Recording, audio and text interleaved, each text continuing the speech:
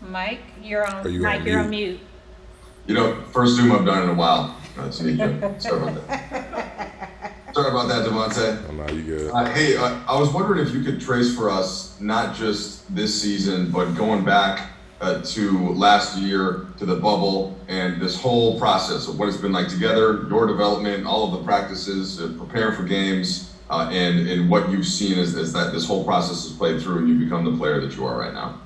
Well, my process has been all over the place. I'll say, I kind of have my ups and downs, and but from going back to the bubble, we grew in the bubble. We were able to all come together, and I know for me personally, my game has expanded, and just being able to work with these guys every single day. Like we had great talent, aside from even the people we had on the court. So what we call our bubble bump definitely got us prepared all the time. Me, Taylor, Kostas, Jared Dudley, Dion, J.R. Smith. We always helped each other get better. But I've definitely gotten better just in my time of being here. And I'm definitely grateful for all my experiences that I've had since I've been here in the last 2 years. And to follow up, Devontae, we know that there were a lot of veteran bigs, right? And Frank had trouble even playing all of them, from Drummond and Gasol and Montrez, and of course AD when he plays the center too. Were there things that you picked up from each of those guys that have such different games that you think will especially help you moving forward? Oh yeah, I've gained so much knowledge and just game habits from each and every one of them. And like you said, they're all different players, but they all play the same position as well. And they all bring different things to the table. And I've definitely just been able to talk to each and every one of them and understand how they think about the game and understand how they play their game and their role. And definitely just took in each and every one that I definitely can and just help myself to become a better player. And they've definitely looked out for me on that. Okay, Kyle Goon, please. Hey Devontae, you experienced obviously the group chemistry in the bubble and what was special about that particular team. I'm wondering this year with some of the chemistry, what do you think was the biggest obstacle to creating that same kind of gel for the team? Well, you think about all the obstacles we've had. We had a short off season.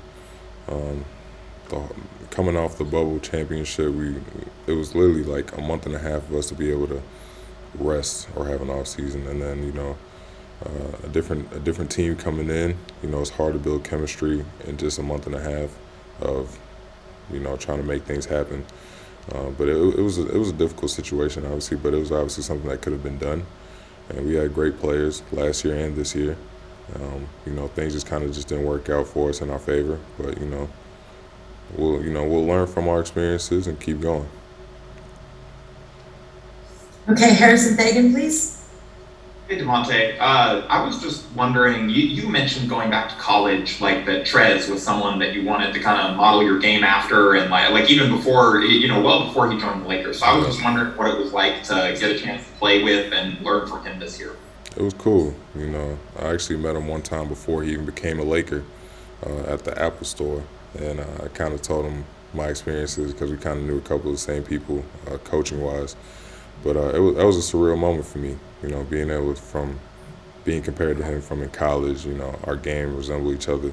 We're undersized, but we have fight. We're going to play hard and all that stuff. And, he kind of just took me under his wing and just gave me his knowledge as well. We always got a couple ones in as much as we possibly could.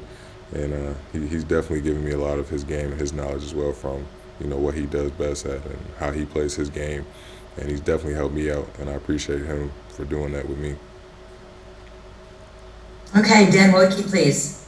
Devontae, what was Trez wearing at the Apple Store? He had a Clipper shirt on that time.